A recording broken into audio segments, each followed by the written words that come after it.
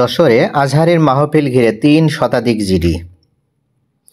যশোরের জনপ্রিয় ইসলামী বক্তা ডক্টর মিজানুর রহমান আজহারের ওয়াজ মাহফিলে অংশ নিতে গিয়ে মোবাইল ফোন, স্বর্ণালংকার ও বিভিন্ন জিনিস হারিয়েছে অসংখ্য মানুষ। শুক্রবার মাহফিল শেষে শনিবার সকালে কোতোয়ালি মডেল থানায় সাধারণ ডায়েরি করতে ভুক্তভোগীরা ভিড় জমান। মাহফিলে গিয়ে মুসল্লিরা তাদের জিনিসপত্র হারিয়েছেন। মাহফিলের ভিড়ের মধ্যে পদদলিত ধাক্কাধাক্কিতে অন্তত ২০ জন আহত হয়েছেন। তাদের মধ্যে ১১ জন যশোর জেনারেল হাসপাতালে চিকিৎসাধীন রয়েছেন। জানা গেছে, আদ-দ্বীন ফাউন্ডেশন আয়োজিত ৩ দিনব্যাপী তাফসিরুল কোরআন মাহফিলের শেষ দিন গতকাল শুক্রবার রাতে বক্তব্য দেন জনপ্রিয় ইসলামিক বক্তা ডক্টর মিজানুর রহমান আজহারি। তিনার আসার খবরে ধর্মপ্রাণ মুসল্লিদের ঢল নামে সমগ্র মাহফিল এলাকা। শুক্রবার সকাল থেকে শীত উপেক্ষা করে মানুষ জমায়েত হয়। বিকেল থেকে মাহফিল স্থান ছাপিয়ে সড়ক, মহাসড়কে শিশু, নারী, পুরুষের ঢল নামে। দুপুরের পর সড়কে যানজট দেখা দেয়। এজন্য অনেকেই পায়ে হেঁটে গন্তব্যে পৌঁছায়। সব সড়কে ঢেউ গিয়ে মিশে পুলের হাটে। মাহফিল প্রাঙ্গণে প্রায় ১৫ লাখ মানুষের সমাগম ঘটে।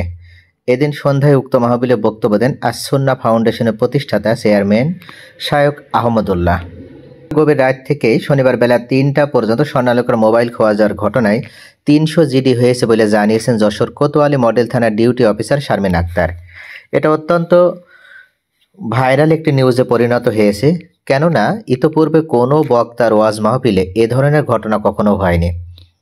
আসলে উৎসুক মানুষের সংখ্যা বেশি হয় এবং এখানে এই মানুষের ভিড়ে যারা দুষ্কৃতিকারী তারাও মূলত সুযোগ গ্রহণ করেছিল। মায়ের ১.৫ ভরি ওজনের একটি গলার হার খোয়া যাওয়ার পর শনিবার দুপুরে জিডি করতে আসেন সদরের রূপদিয়া থেকে ইব্রাহিম হোসেন। তিনি বলেন, আমার মা মহিলা প্যান্ডেলে বসে আজহারি হুজুরের ওয়াজ শুনছিলেন। এক পর্যায়ে গলায় হাত দিয়ে দেখেন তার গলায় হার নেন, তাই থানায় জিডি করতে এসেছি। বউয়ের গলা চেন হারিয়ে যাওয়ায় থানায় জিডি করতে আসেন শহরতলির নওয়াপাড়া এলাকার বাসিন্দা হজরত হোসেন।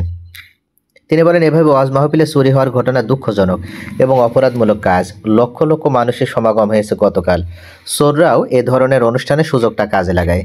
কর্তৃপক্ষের আরও সতর্ক ব্যবস্থাপনা ভালো করা উচিত ছিল, আর আমাদেরও সচেতন হওয়া উচিত ছিল। ব্যাপক সমাগম স্থানে দামি দামি জিনিসপত্র পরিধান ও নিয়ে যাওয়া উচিত হয়নি। যশোর কোতোয়ালি মডেল থানার ভারপ্রাপ্ত কর্মকর্তা ওসি আব্দুর রাজ্জাক জানান, ৩ দিনব্যাপী বৃহৎ মাহফিল হয়েছে যশোরে। ৫ থেকে ৭ লাখ মানুষের সমাগম হয়েছে। এর ভেতরে অসংখ্য মানুষের মোবাইল, স্বর্ণালংকার সহ মূল্যবান জিনিসপত্র হারিয়ে যাওয়ার খবর পেয়েছি। অনেকেই জিডি করেছেন, কয়েকটি চুরির অভিযোগও পেয়েছি। পুলিশ অবশ্য ব্যবস্থা নিচ্ছে।